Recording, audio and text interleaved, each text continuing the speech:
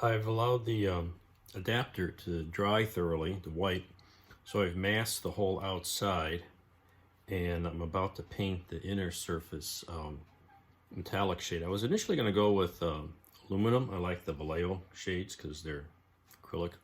Turns out I got a whole bottle of the silver. I bought the metallic set. And the silver I think is going to be a little brighter, and I want something a little brighter than just flat aluminum. So we'll give this a shot and see what happens. But this is ready to go, and I have to paint it from both sides because it's easy access from the back, but you'll see things from the front with these hatches open, and I hope I can get a good coat on here with this thing all closed up. And here's the results. It's kind of hard to see, but yeah, it came out pretty nice. It's a nice metallic shade. It looks like a little bit like an aluminum color, very metallic. This is the Vallejo silver, and got all the detail I got in from both ends. Hopefully there's no leakage onto the white. If we do have, it's not impossible to touch up, but let this dry for a day or so, and then start attaching all the cool equipment that's going to go in there. That should be fun.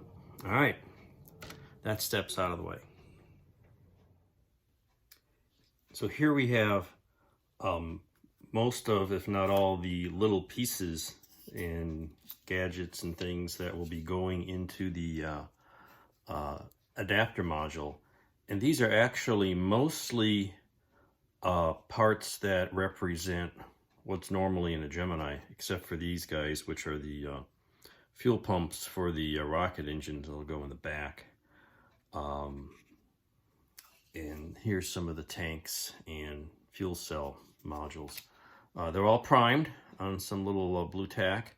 I think I got to touch up a couple places, but these will get painted various shades of metallics and installed in the adapter. And then I still have to assemble or come up with parts to represent all the special payloads that go in this thing.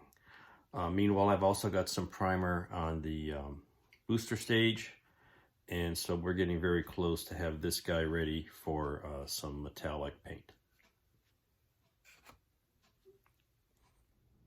I started messing with the equipment that goes on these pallets.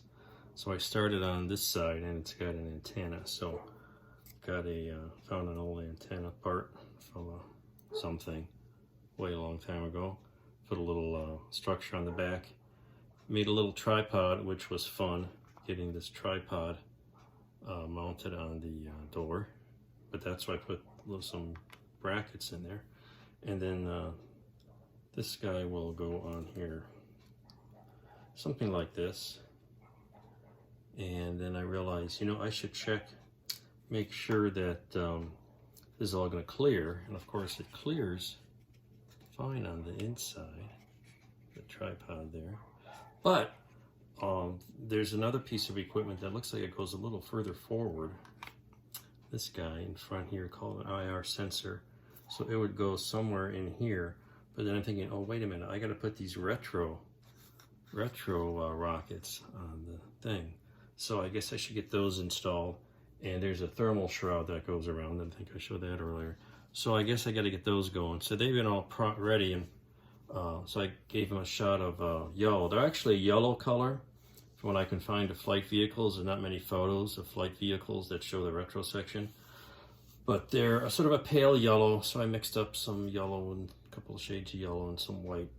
Gave them a little airbrushing, and they're going to get a black cross type decal treatment, and then they'll go on the cross brace in the middle.